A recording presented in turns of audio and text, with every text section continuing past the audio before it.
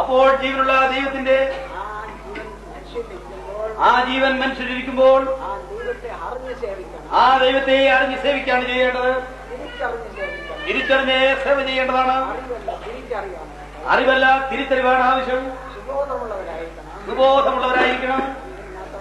എങ്കിൽ മാത്രമേ അത് സാധിക്കുകയുള്ളൂ.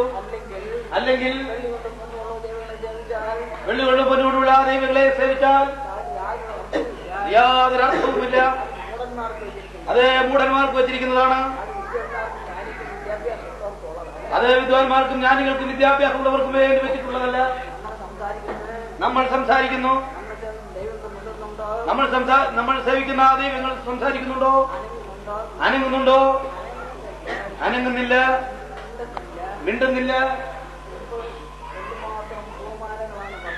മുമ്പ് എന്തുമാത്രം പൂമാലകളാണ് പറിച്ചെറിഞ്ഞത്, എന്തുമാത്രം മന്ത്രങ്ങളാണ് ജപിച്ചിരുന്നത്.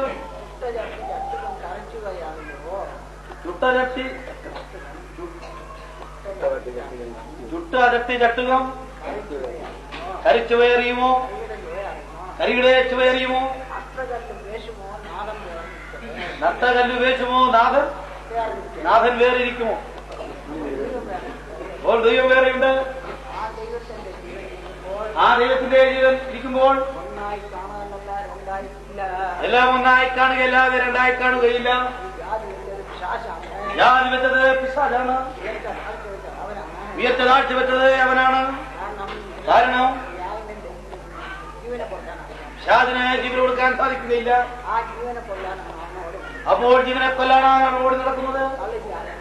കള്ളും ചാരായവും കുടിച്ച് ആ ജീവനെ കൊല്ലണം. അതിനാണ് പിശാച് ഓടി നടക്കുന്നത്.